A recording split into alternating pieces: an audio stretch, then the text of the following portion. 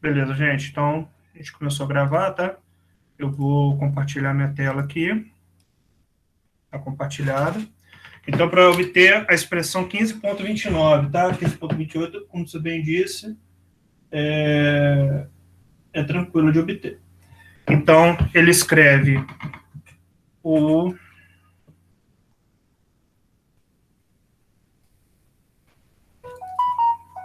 casinho como sendo casão dividido por L, tá? Eu estou no livro, na página 479 do livro, tá? Página 479. 479.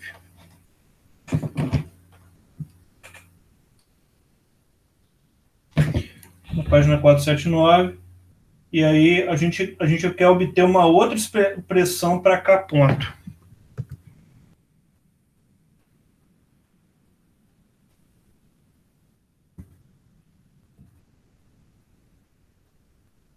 Então, a gente quer obter uma outra expressão para K ponto. Então, o que ele fez? Ele isolou o K, tá? Ele isolou o Kzão, de forma então que eu vou ter Kzinho vezes L. E aqui ele vai fazer a regra do produto, né? Então, a derivada de K em relação ao tempo, que é a mesma coisa que K ponto, pode ser escrito como a derivada de Kzinho em relação ao tempo, multiplicado por L, mais Kzinho, vezes a derivada de L em relação ao tempo. Tá? Então, esse K ponto, Kzão ponto, ele vai ser Kzinho ponto, tá? Porque é o dkzinho derivado em relação ao tempo, multiplicado por L, mais Kzinho vezes dl dt, né, em geral, a gente chama de N, que é a taxa de crescimento populacional, multiplicado por N. Deixa eu ver o que ele chegou aqui. Lzão Kzinho.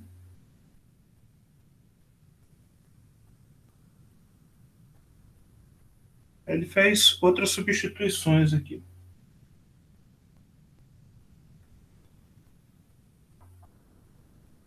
Ah, tá. O L ponto, ele não chamou de Nzinho. Ele dá uma outra expressão para a taxa de crescimento populacional.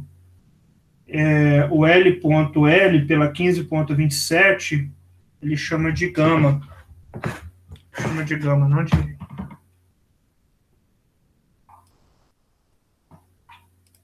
Isso aqui ele está chamando de gama.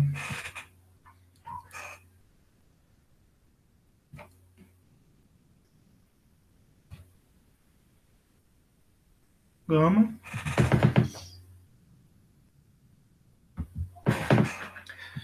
Ele chama de L ponto L é igual a gama. Deixa eu melhorar isso aqui.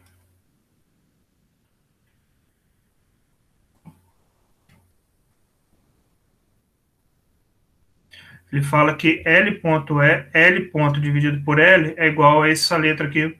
Eu falei que é gama, mas é lambda. É lambda, tá? Então, como L ponto é a mesma coisa que dl dt, né? Essa expressão aqui, ó.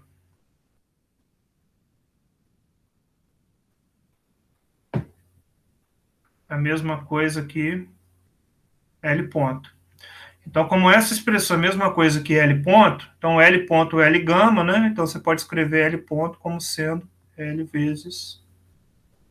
Gama não, tá? Tô falando gama, mas é lambda aqui. Deixa eu ver se alguém me corrige.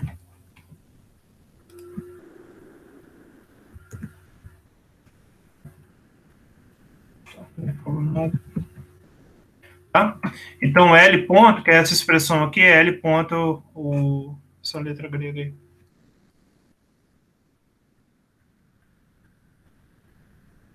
Tá? Então, essa expressão aqui, ó, eu substituí por isso. Por isso que dá isso daqui, tá? Então, eu cheguei na mesma coisa. L casinho ponto é igual a K gama Lzão. Quando igualamos 15,29 e 15,28, o fator em comum L é eliminado e surge o 15,30. Ele fala para igualar 15,29 e 15,28. 15,28 é Szinho, Lzão,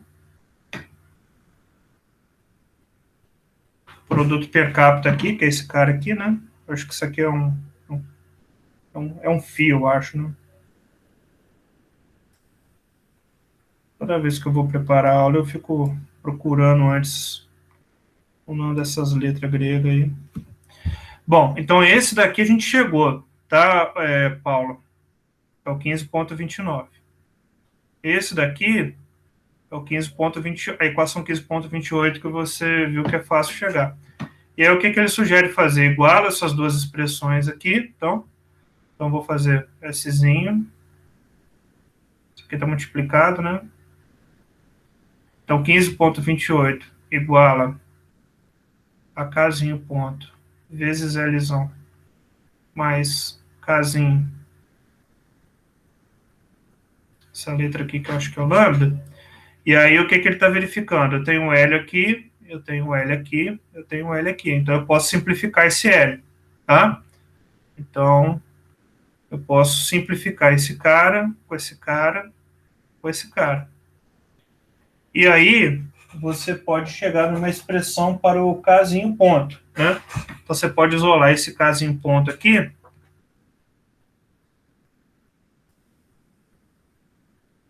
seguinte forma, né?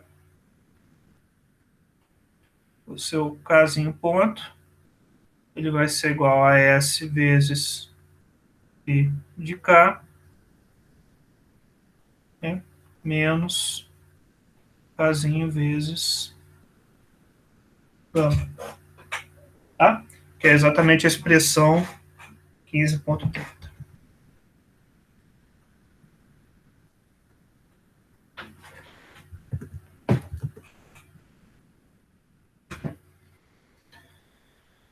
Beleza, Paulo? Ok.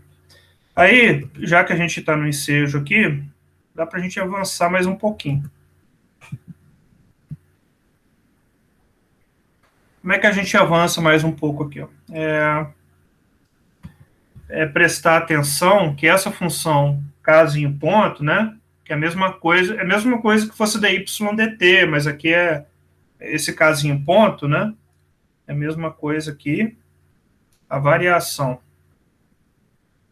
do casinho em relação ao tempo, né? E aí o que você tem que fazer? Você tem que analisar como é que esse cara aqui se comporta ao longo do tempo. Que é justamente a figura 15,5 que está na página 479. Tá? Então, o que acontece? Esse casinho aqui, ele cresce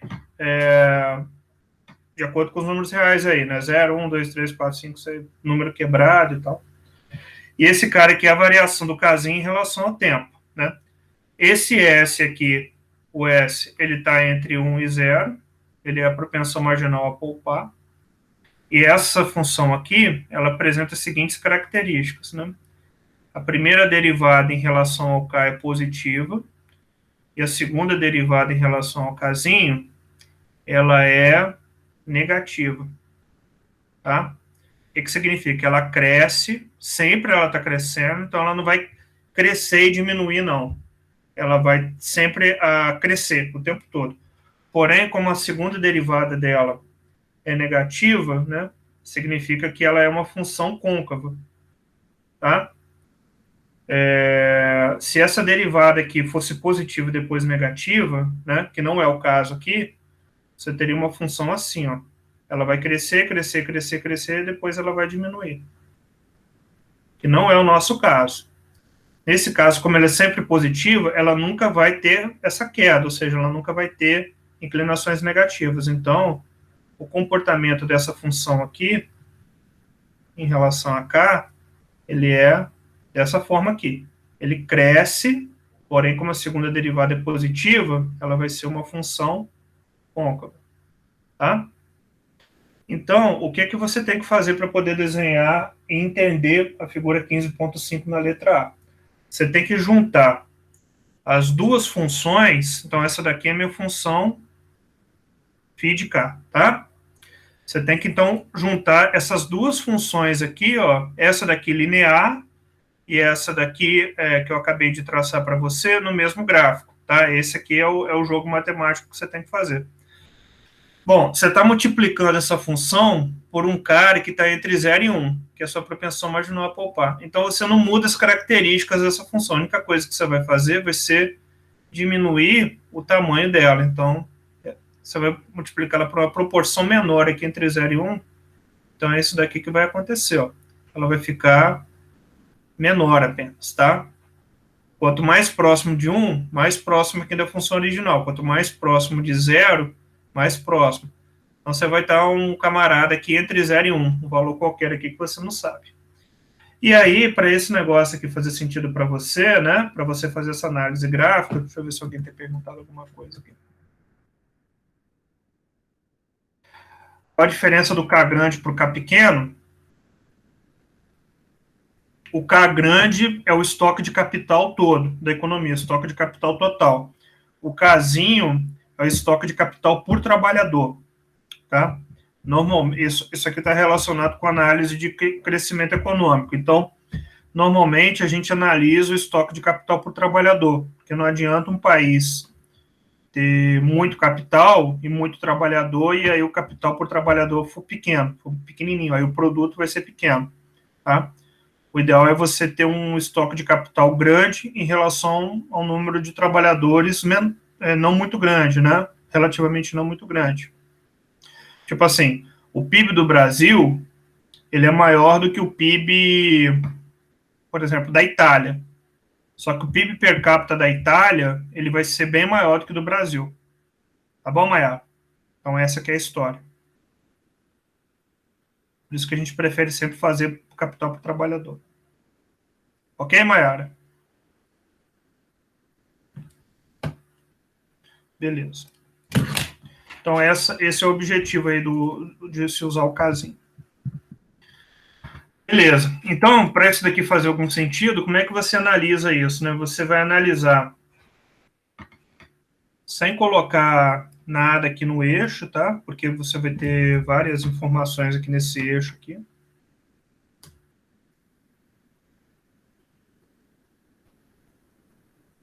Esse eixo você vai botar o casinho. Esse eixo aqui você vai deixar ele em branco porque tem várias coisas aqui. Você vai colocar essa função aqui que a gente acabou de explicar ela, né? É o S vezes o φ aqui pelo casinho. E aí você vai colocar essa reta linear aqui, que é o casinho vezes esse sigma. Estou falando de sigma, mas não é sigma, não. Eu acho que é lambda. É lambda mesmo, vou chamar de lambda. Tá? É lambda. Isso aqui é uma constante, tá?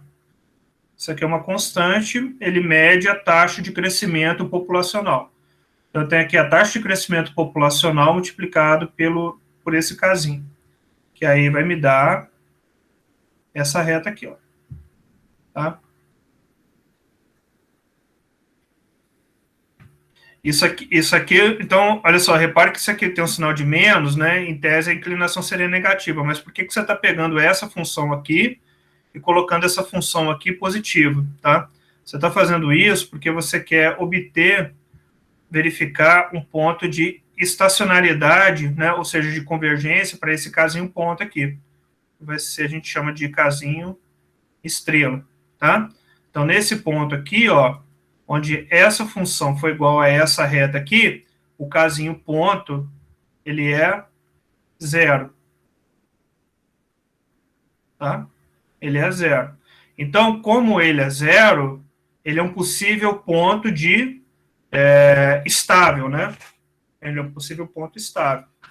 Só que por aqui não é não é o que a gente está usualmente trabalhando, né? Então, como é que a gente pode trabalhar por aqui, né?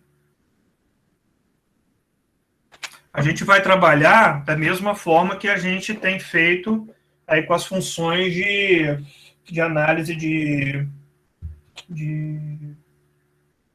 como se diz, análise de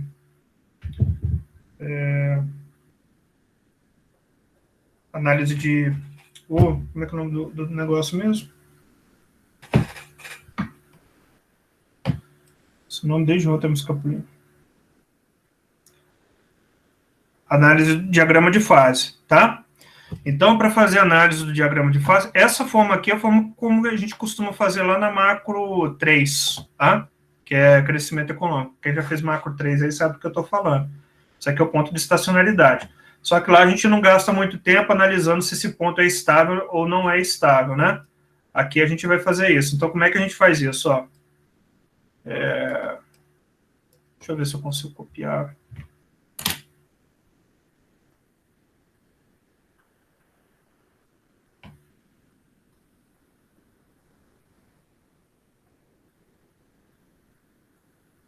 Isso não vai dar certo. Mas eu vou tentar. Que maluquice é essa, cara? Deixa esse trem pra lá, é melhor escrever.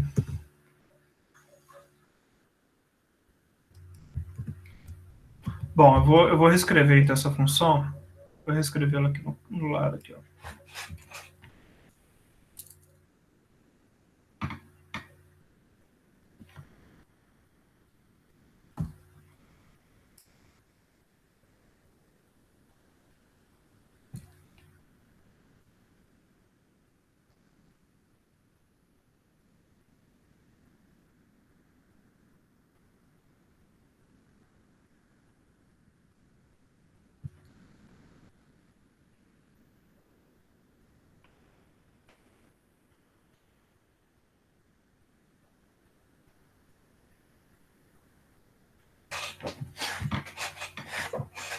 Beleza, como é que você vai escrever essa função? É como se você fosse fazer um gráfico. Eu vou passar isso aqui para a cara que a gente já conhece. É como se eu te desse uma função assim para você fazer um gráfico do diagrama de fase. Ó. Y ponto é igual a 0,5, tá? Por exemplo, substituindo aqui o S, multiplicado pela raiz quadrada de Y menos, isso aqui vamos supor, 0,1 multiplicado por Y. Aí eu viro para você e falo assim, faz esse gráfico aqui para mim. Traça esse gráfico. Como é que você vai traçar esse gráfico? Você vai utilizar os mesmos argumentos aí que a gente utiliza, né? Vamos brincar aqui. Quais são os argumentos? A raiz quadrada de y0, né? Será que a gente consegue fazer isso?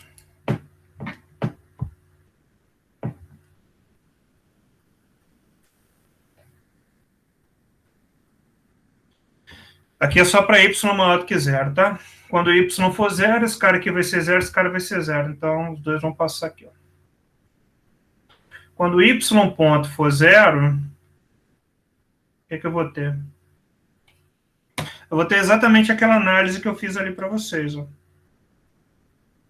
Eu vou ter 0,5 raiz quadrada de y menos 0,1 multiplicado por y igual a zero.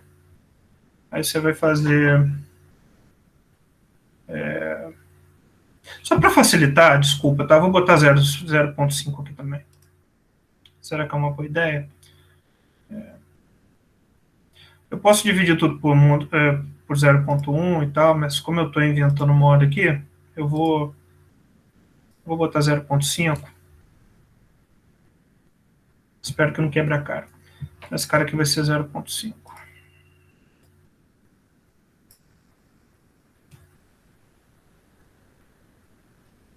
Então, 0,5 aqui, 0,5 aqui, eu posso simplificar. Aí você vai colocar o y na evidência, né? Aí o y em evidência? Não, raiz quadrada de y em evidência, né? Raiz quadrada de y em evidência, isso aqui vai dar 1, isso aqui vai dar menos raiz quadrada de y, igual a zero, tá certo?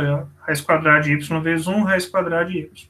Raiz quadrada vezes raiz quadrada, próprio y aqui. E aí, o que você tem aqui? Eu vou quebrar a cara. Não sei se eu vou quebrar. Você tem raiz quadrada de zero, y não é mais ou menos zero, é só zero, né? E aqui você tem 1 menos a raiz quadrada de y igual a zero. Y vai ser igual, né? Passa o 1 para o lado de cá. Então, você vai ter a raiz quadrada de y igual a 1, né? Eleva ao quadrado aqui os dois lados.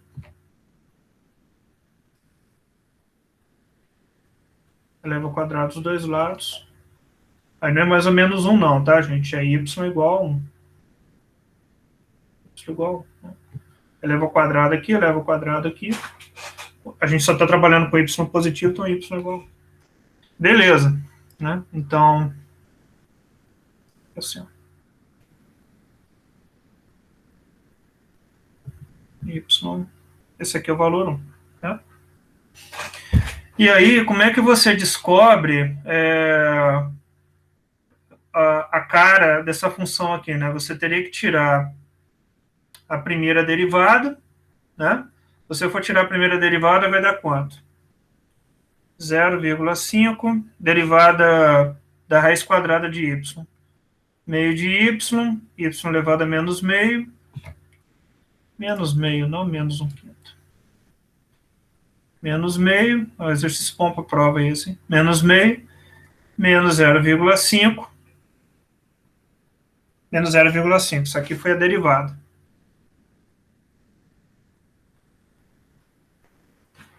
E aí agora você vai igualar isso aqui a zero para achar um ponto crítico, né? Então, vai dar 0,5. 0,5 dividido por 2 vai dar 0,25, né? E eu vou fazer essas contas de uma vez, tá? 0,5 dividido por 2, 0,25. Eu vou igualar isso aqui a zero, tá, gente? Deixa eu fazer assim, então.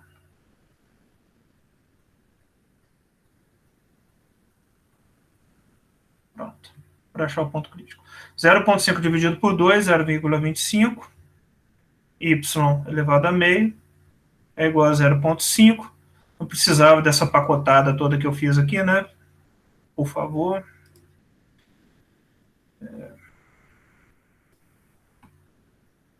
Vamos ter um pouco de calma. 0,52. Simplifica esse cara com esse cara. Passo o y meio para cá. Vai ser igual a meio, né? 1 dividido por 2, 0,5. Tira a raiz quadrada desse cara. Qual que é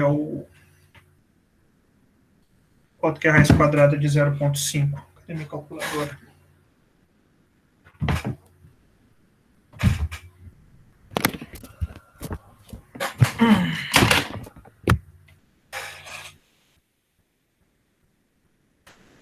Zero 0,7. Aqui assim. 0,7, tá? Aí eu não sei se é máximo ou mínimo, né? Aquela história que seria mais ou menos 0,7, né? Mas só que a gente sabe aí que só está trabalhando com o lado positivo. Então, 0,7. Se eu tirar a segunda derivada dessa criatura aqui, quanto é que vai dar?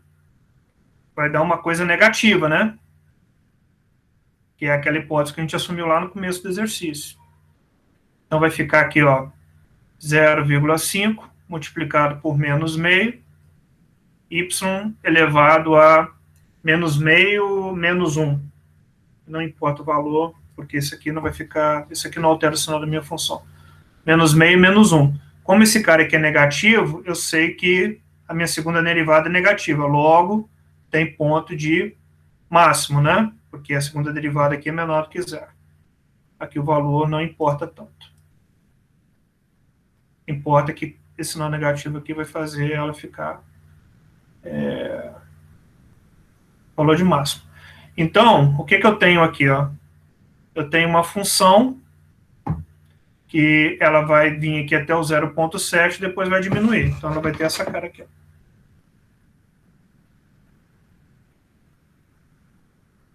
Tá? Vai ter essa cara aqui, o máximo, nem lascando, né? O máximo é 0,7. Vamos lá. Aqui, depois ela vai diminuir, uma coisa assim. Beleza, isso aqui foi só para marcar meu máximo aqui, né? Tá? Só para marcar meu máximo. Então, aí o que a gente sabe, né? O que acontece quando eu estou nesta região positiva aqui? Quando eu estou nessa região positiva, o y cresce. Então, ele vai crescer. E quando eu estou nessa região aqui negativa do y ponto, o y diminui. Então, está aprovado, então, que esse ponto aqui que eu sugeri, ele vai ser um ponto, então, estável, tá? Tá bom? Então, agora a gente vai para o nosso exemplo genérico. O nosso exemplo genérico, ele sempre vai ter essa cara aqui, ó. Eu reescrevi essa função com essa cara aqui, só para ficar... com essa cara aqui, perdão. Eu escrevi essa função aqui com essa cara aqui. Mas por que eu escrevi essa função como sendo a raiz? Deixa eu ver se alguém perguntou alguma coisa. Não, ninguém perguntou nada. Por que eu escrevi essa função aqui como raiz quadrada? Porque eu sei que para uma função ela ter a primeira derivada dela positiva e a segunda negativa, ela tem que ser elevada a alguma fração qualquer. Então pode ser a meio, a um quarto, a um quinto, a um décimo, qualquer coisa que for elevada a alguma fração, vai dar aqui alguma raiz, né? Não necessariamente raiz quadrada, e vai ter essa cara aqui dessa função aqui que a gente acabou de fazer. Então, ela sempre vai ter essa cara. E aí eu escolhi meio porque é fácil, e aí o que aconteceu? A primeira derivada, que foi essa daqui, ó, igualada a zero, a primeira derivada, né? Ela sempre vai ser positiva, né? Que foi essa daqui, ó. A gente igualou ela igual a zero, mas se você ficar... Perdão, essa função aqui, ela sempre vai ser... vai sempre crescer, né? Vai sempre crescer. A derivada dela é que aqui não. Perdão, gente. Essa função aqui, ó, tá? Desculpa. Essa função aqui vai sempre crescer. Qualquer função fracionária, ela, por exemplo, função de raiz quadrada ou qualquer coisa, ela sempre vai ter essa cara aqui, ó. Tá? Então, essa aqui é uma função de raiz quadrada. Tá? Qualquer função fracionária sempre vai ter essa cara. Sempre ela vai ter a primeira derivada positiva e sempre ela vai ter a segunda derivada negativa. Então, pega meio aqui, ó, a derivada do meio, a derivada do... Bem, não, da raiz quadrada. A derivada da raiz quadrada vai ser meio x elevado a menos meio. A segunda derivada, ela vai ser menos 1/4 x menos meio menos 1. Tá? Então, sempre positivo, sempre negativo. Qualquer função fracionária vai ter essa cara aqui. Ó. Primeira derivada positiva, segunda negativa. Por isso que eu peguei a raiz quadrada aqui, que é mais fácil para analisar. Tá bom? Então, esse tipo de combinação aqui, ele sempre vai ter essa cara aqui. Tá? Por isso que o livro, ele já samba o gráfico dessa função com essa cara aqui, ó. Aqui, aqui, aqui. Aqui vai ser o ponto de convergência e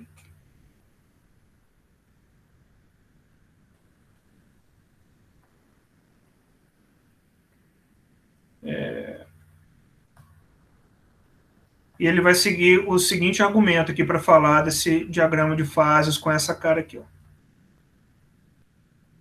É uma outra possibilidade de análise também. Ele vai falar o seguinte, olha, toda vez que essa função aqui for maior do que essa função, ou seja, que você vai estar nesse pedaço aqui, ó, tá? Toda vez que esse cara aqui for maior do que esse, portanto, esse cara for maior do que esse, o K ponto é positivo. Então, se o K ponto é positivo, esse cara aqui está crescendo.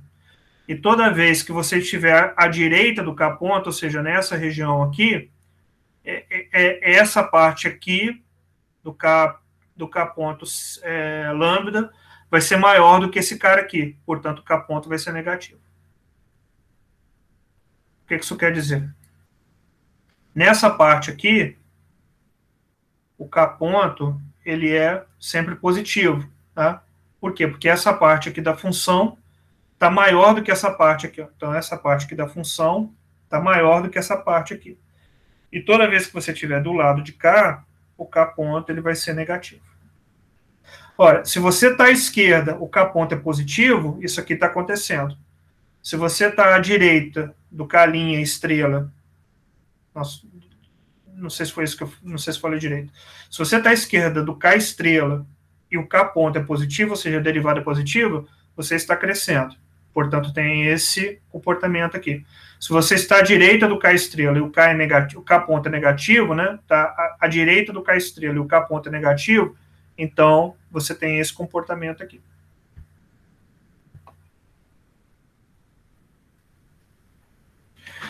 A número 4, tanto da 15.7 quanto da 16.1 é para resolver dessa maneira. Deixa eu ver. 15.7. Divida todos os termos de 15.30 por K, interprete a equação resultante em termos das taxas de crescimento, Kzinho, Kzão e L.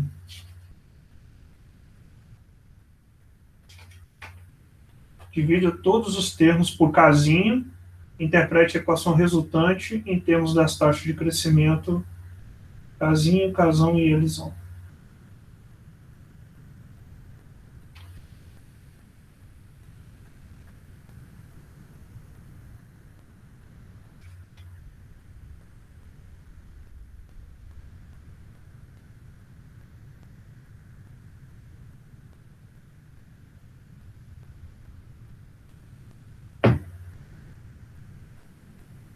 Então, vamos lá.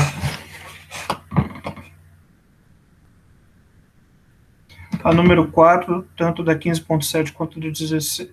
Número 4.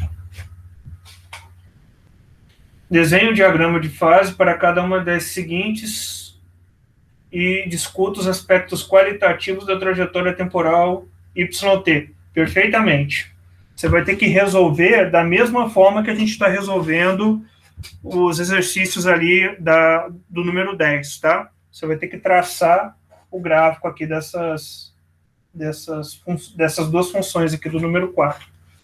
O 16.1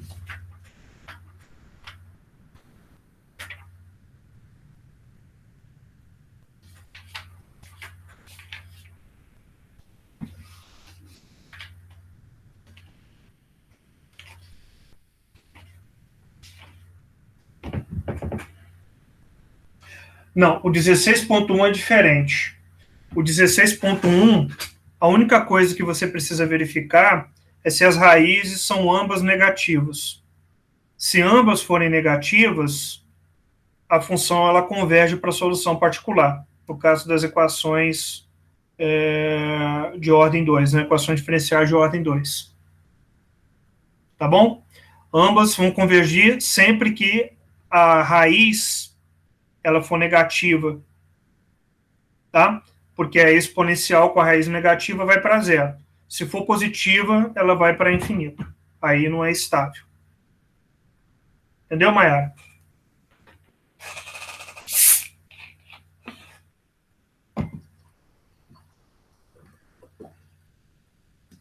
Não. Quando você resolve, você não resolve uma equação de segundo grau e obtém duas raízes, você não precisa fazer gráfico nessa função nessa 16.1 não, tá? Você não precisa fazer gráfico. No caso, você vai estar analisando a sua solução definida, a solução da equação diferencial. Aqui a gente está analisando a equação diferencial, se ela tem trajetórias estáveis ou instáveis. Na 16.1, você vai resolver a equação, e para resolver, você precisa resolver uma equação de segundo grau. Você vai tirar duas raízes. Se essas duas raízes forem negativas, à medida que o tempo passa, a parte do expoente ele vai para zero e converge para a solução particular. Entendeu, né? Você não precisa fazer gráfico, você não precisa fazer nada. É só você ver a sua solução geral e verificar se ela está convergindo para zero. Para isso acontecer, as duas raízes da equação do Bhaskara lá para solucionar, ambas têm que ser negativas. Agora, da 15.8 que você bem, 15.7 que você bem assinalou, você tem que resolver da forma como eu resolvi ali aquela questão ali, que é a forma que a gente está usando para resolver a questão 10, tá? Ok.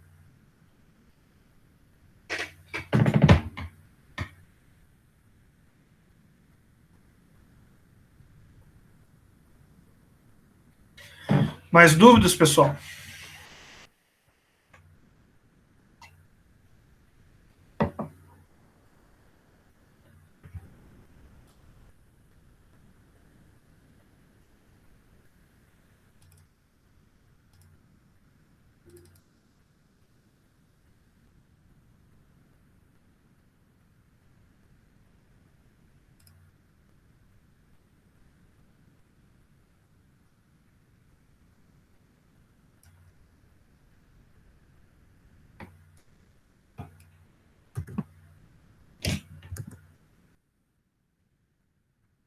Número 3 da 15.7.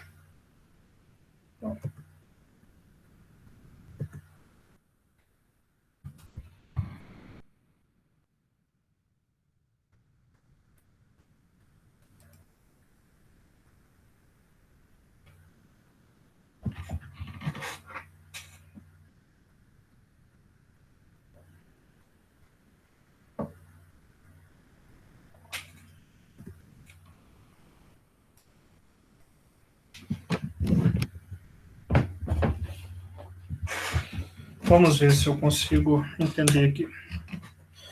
As variáveis insumos originais do modelo de Solon são K e trabalho. Mas, em vez disso, a equação fundamental 15.30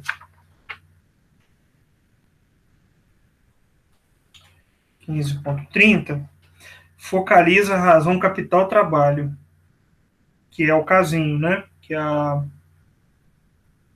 quem perguntou? Acho que a Maiara mesmo perguntou. Maiara mesmo perguntou. Focaliza a razão capital trabalho. Qual a premissa ou premissas no modelo é responsável por essa mudança de foco e a torna possível? Explique. Por que essa mudança de foco ela é possível e é isso que ele está perguntando, né? Vamos pensar.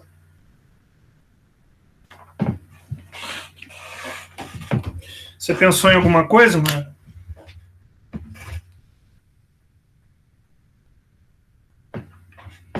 O que você pensou?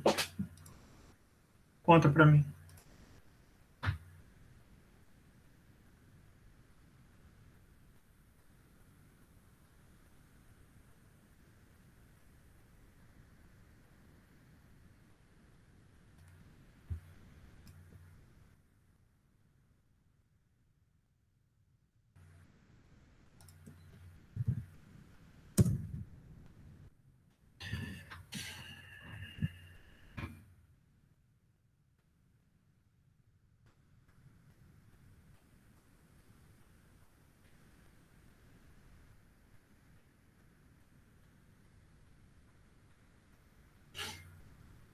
Deixa eu dar uma lidinha para ver se eu entendo. que ele está querendo.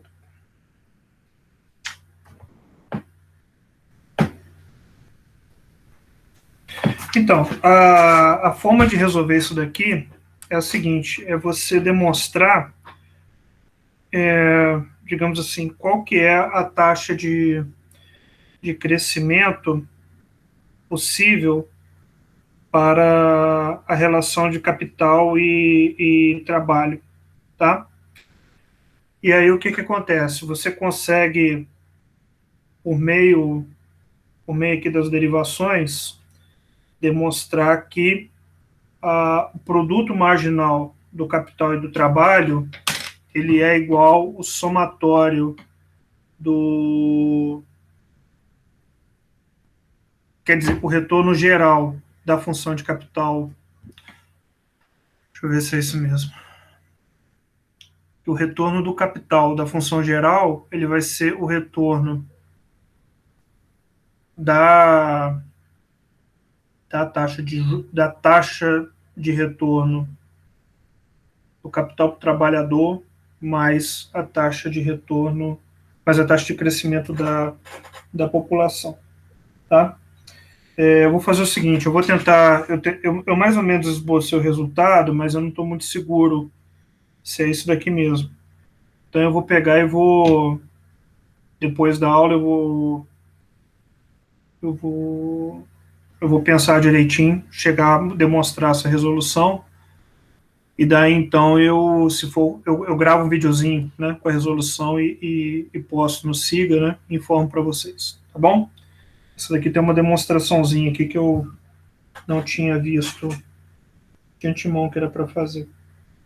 Não é nada complicado, não, eu só quero ter certeza que eu não vou estar escrevendo bobagem aqui, tá bom? Então deixa essa daqui para depois eu resolvo isso. Outra coisa, pessoal?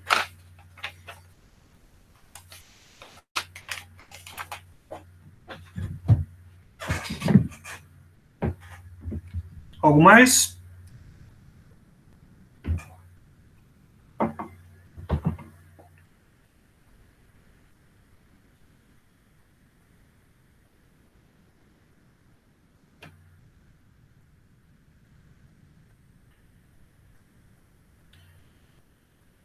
Pessoal, tem mais alguma coisa ou cessaram as dúvidas?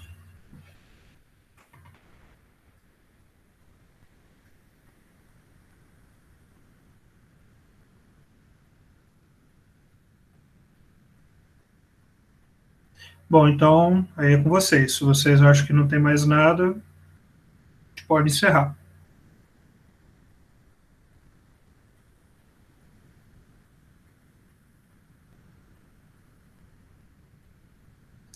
Então tá, pessoal, vamos encerrar então? Ou alguém tem alguma questão? Alguém tem alguma dúvida da lista?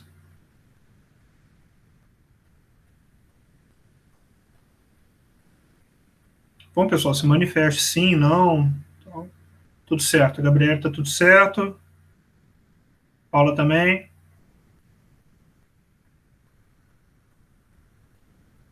Lua também tudo bem. Lucas também. Bom, então tá bom. Se ninguém manifestou qualquer questão, qualquer dúvida, a gente vai encerrar. Pode ser então? Então tá bom, pessoal. Eu vou interromper a gravação.